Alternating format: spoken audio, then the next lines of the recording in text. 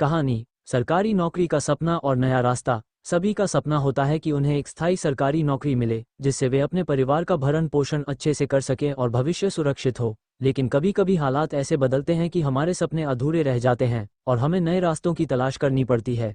ऐसी ही एक कहानी है एक सरकारी सर्वेयर की, जिसका नाम था विनोद। सरकारी नौकरी का सपना। विनोद का सपना था कि वह एक दिन सरकारी सर्वेयर बनेगा ताकि वह एक स्थिर और सम्मानजनक नौकरी कर सके। कई सालों तक कड़ी मेहनत करने के बाद उसे एक सरकारी विभाग में नौकरी मिल गई।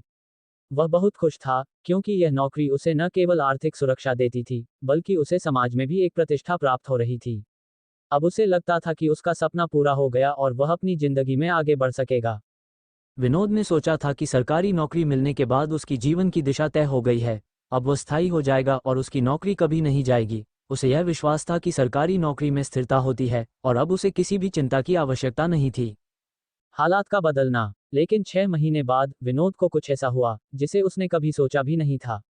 सरकार ने अचानक एक बड़ा निर्णय लिया। सरकारी सर्वेक्षण का काम अब निजी एजेंसियों को सौंप दिया गया था। ये निर्णय विनोद और उसके जैसे अन्य सरकारी कर्मचारियों के लिए एक बड़ा झटका था। विनोद को बताया गया कि अब उसे सरकारी काम नहीं मिलेगा और वह निजी एजेंसियों के साथ काम करेगा। ये सुनकर वह पूरी तरह से चौंक गया। उसे ऐसा लगने लगा कि उसने जितना भी संघर्ष किया था वह सब बेकार हो गया। उसे ये समझ में नहीं आ रहा था कि अब उसे क्या करना चाहिए।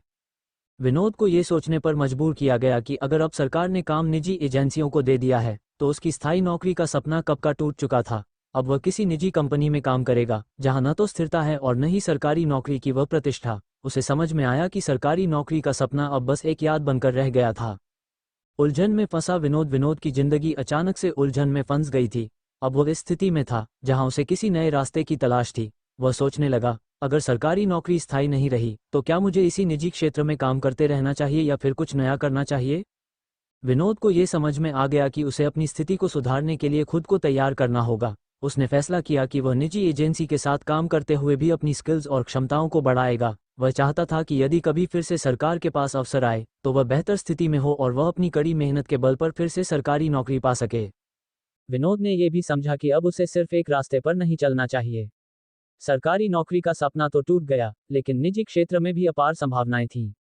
उसने खुद को और अपनी कड़ी मेहनत को सही दिशा में लगाना शुरू किया। नया रास्ता, नई उम्मीद। विनोद ने यह निर्णय लिया कि वह अब हर दिन कुछ नया सीखने की कोशिश करेगा। उसने तय किया कि वह सरकारी और निजी दोनों क्षेत्रों के अनुभवों से लाभ उठाएगा। इसके साथ ही उसने अपने नेटवर्क को भी बढ़ाना शुरू किया। उसने ये समझ लिया कि निजी क्षेत्र में सफलता पाने के लिए केवल तकनीकी कौशल नहीं, बल्कि नेटवर्किंग और व्यक्तिगत ब्रांडिंग भी बहुत महत्वपूर्ण है। विनोद ने धीरे धीरे अपने नए रास्ते पर चलना शुरू किया। वह जानता था कि अब उसे किसी के सहारे की जरूरत नहीं है। उसने स्वयं से सवाल किया, क्या मैं भविष्य में स्थायी स्थिति हासिल कर सकता हूँ? और खुद ही उत्तर दिया, अगर मैं मेहनत करूंगा तो निश्चित रूप से कर सकता हूँ। समय के साथ विनोद ने अपनी कड़ी मेहनत और नए दृष्टिकोण से सफलता प्राप्त की। वह जानता था कि हर उलझन के बाद एक नया रास्ता मिलता है, बस उसे सही दिशा में कदम बढ़ाना होता है। विनोद की कहानी से हमें यह सीखने को मिलता है कि जीवन में कभी भी परिस्थितियां हमारे नियंत्रण में नहीं होती। सरकार की नीति या किसी और कारण से हमारी नौकरी छूट सकती है, लेकिन हमें कभी हार नहीं माननी चाहिए। हमें हमेशा नए अवसरों की तलाश करनी चाहिए और अपनी क्षमताओं को लगातार बेहतर बनाना चाहिए। सच तो यह है कि सफलता पाने के लिए हमें केवल एक स्थिर नौकरी की आवश्यकता नहीं है, बल्कि हमें अपनी मेहनत, समर्पण और सही दिशा में किए गए प्रयासों की जरूरत होती है।